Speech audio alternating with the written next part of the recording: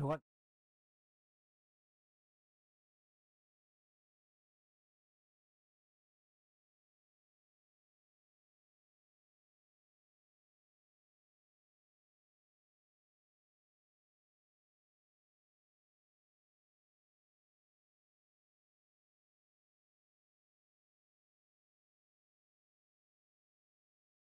조갑제 TV 시청자 여러분 안녕하십니까. 2024년 6월 11일 오후 1시입니다.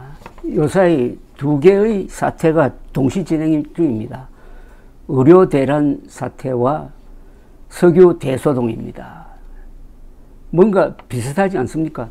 공통점은 윤석열 발 사태죠. 윤석열 발 의료 대란, 윤석열 발 동해석유 대소동입니다. 근데 공통점이 있는 것 같지 않습니까? 뭔가 공통점, 뭔가 비슷한 느낌을 받을 겁니다. 그래서 그걸 제가 정리를 해보니까 한 7개 공통점이 있습니다. 첫째는 근거 없는 수치에 집착하고 있습니다. 윤석열 정부가 근거 없는 수치에 집착하고 있습니다. 첫째, 의료 대란에서는 2,000명 늘려야 한다.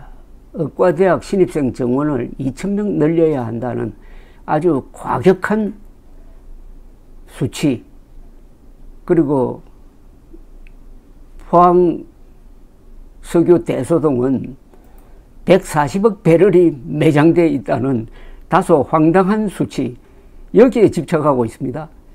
140억 배럴과 2,000명 정원을 합리화시킬 수 있는 과학적인 근거는 존재하지 않습니다.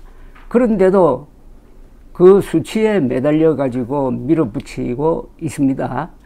의료 대란은 이미 걷잡을 수 없는 단계까지 왔습니다. 140억 배럴이라면은 이거 간단하게 이야기하면 이 복잡하게 설명할 필요가 없습니다.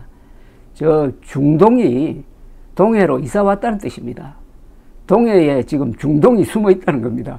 140억 배럴짜리 대유전이 발견되는 곳은 세계에서 몇 군데밖에 없습니다. 중동, 그리고 시베리아 주변, 카스피해 주변, 그리고 베네수엘라 주변, 거기에 가이아나라는 나라가 있습니다. 최근에 거기서 큰 유전이 발견되었다고 해가지고 이게 동해에서도 발견될 것이다, 이런 황당무계한 지금 추정을, 아니 공상을 지금 하고 있습니다. 근거 없는 수치입니다. 근거 없는 수치에 집착하고 있다는 것은 이 윤석열 정부, 특히 윤석열 대통령이 숫자 감각이 약하다는 겁니다. 수학 교육에 좀 문제가 있었다는 이야기 아니겠습니까? 두 번째는 권력의 힘으로 밀어붙이기입니다. 이게 말이 안 된다는 걸 알면서도 밀어붙입니다. 권력의 힘으로 그렇게 하고 있습니다.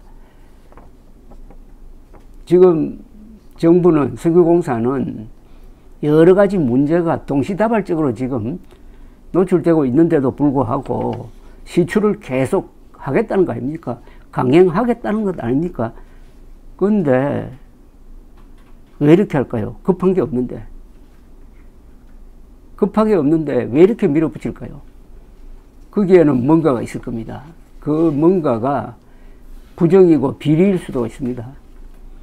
세 번째 공통점은 전문가와 당사자를 무시합니다. 의료 대란의 경우에 전문가이고 당사자는 의사들입니다. 의사들의 생각을 무시하고 관료들의 생각을 존중하고, 그리고 대통령 생각대로 밀어붙이고 있습니다. 의료 분야는 의사들이 전문가입니다. 그리고 당사자이기도 합니다.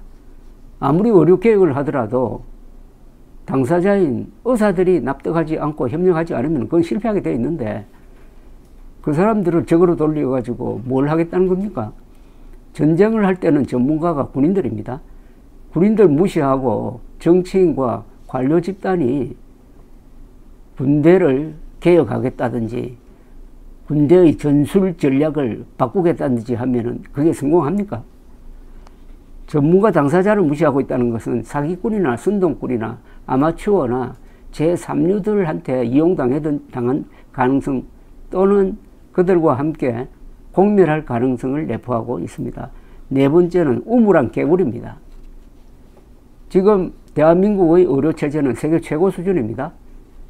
그런데 외국과 비교를 해가면서 개혁을 하든지 뭘 하든지 해야 될 것 아닙니까? 한국 의료체제를 외국과 비교하면 세계 최고입니다. 그렇다면 개혁 대상이 아니라는 이야기입니다. 잘 나가는 회사나 잘 나가는 시스템을 개혁, 즉 뒤집어 엎는다는 게 이게 말이 됩니까? 개선할 필요는 있습니다. 점진적으로 하는 거였죠. 그러니까 개혁이라는 이 말 자체가 잘못된 겁니다. 개선의 대상이 되는 건 맞지만 개혁의 대상은 아닌 겁니다. 그 말에 벌써 마취가 된 거죠. 말에 취한 겁니다. 개혁이라는 말이 근사하게 보이니까 100명, 200명 정도는 안 된다. 2000명 정도는 돼야 된다. 이렇게 내질러 버린 것 아닙니까? 우물안 개구리는 지금 석유공사가 추진하고 있는 윤석열 대통령이 거기에 탄 것 같은데, 그들이 하는 동해 석유 시추도 이게 국제적 감각이 없이 하고 있습니다. 우물안 개구리식으로 하고 있습니다. 무슨 뜻이냐 하면은 석유 개발에는 거대한 외국 자본이 들어가야 됩니다. 흔히 옛날에는 7대 회사가 있었어요.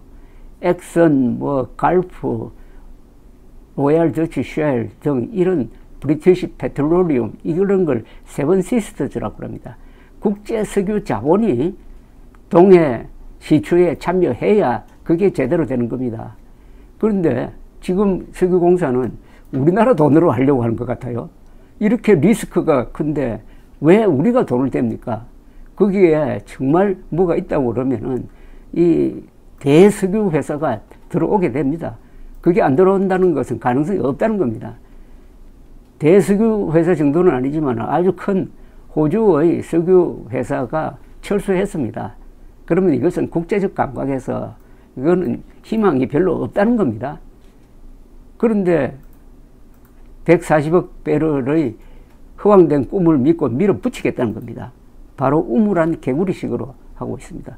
우물안 개구리식으로 이른바 의료개혁을 하고 우물안 개구리식으로 동해 시추를 하겠다는 겁니다. 다섯 번째는 조선일보와 문화일보의 문제입니다. 이상하게 조선일보와 문화일보가 의료 대란 사태를 다루는 태도와 이번에 이 포항석유 대소동을 다루는 태도가 같아요. 어떤 점에서 같으냐?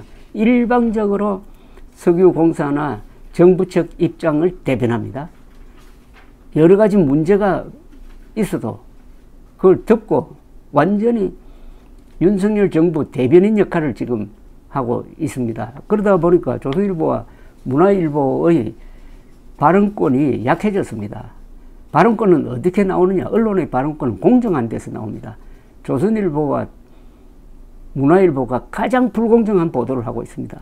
상대적으로 동아일보나 한겨레 신문이 그래도 이 의료 대란과 석유, 특히 이 석유 대소동에서는 그래도 객관적인 자리를 잡고 있습니다. 의료 대란 그리고 석유 대소동에서 아주 합리적인 대책을 세울 수가 있는데 그 위치에 있었던 게 조선일보입니다. 조선일보가 그래도 정부에 영향력이 있지 않습니까? 그런데 조선일보가 그렇게 하려면 객관적 위치에 서야 합니다.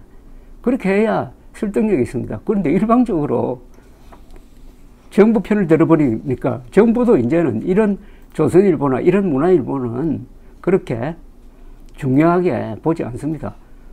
아니, 자신들이 잘못하는 것까지 덮어주려고 지금 애를 쓰는데 그러면은 정부 입장에서는 그냥 선전은 취급합니다. 어렵게 생각하지 않아요. 여섯 번째, 급하지 않는 걸 급하게 서둡니다. 의사 부족 사태가 없는데도, 비상사태가 없는데도 급하게 의료개혁을 한다고 하다가 이 지경을 만들어 놓고 지금 석유 부족 사태가 없는데도 유전 개발한다고 이렇게 서두르고 있습니다. 왜 서두르겠느냐? 바로 윤석열 대통령의 취향에 맞고 단기간에 뭘 해보겠다, 업적을 남기겠다 하는 이런 조급한 마음 때문에 일을 망치고 있다 이거죠.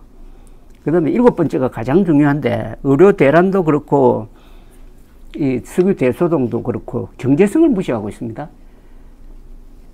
지금 동해에서 시추하는 그 수심이 1000m입니다. 보통은 석유 개발은 수심 200m 안쪽의 대륙붕에서 하는 겁니다. 이 심해에서 시추하는 것도 어렵고, 거기서 유전이 발견되더라도 그것을 육상으로 끌어올리는 과정도 어렵답니다. 어려우니까 돈이 많이 드는 겁니다. 육상에서 하면은 한 구멍 뚫는데 뭐 한 10억 정도 되면 충분한데 1000m니까 1000억이 들어간다는 것 아닙니까?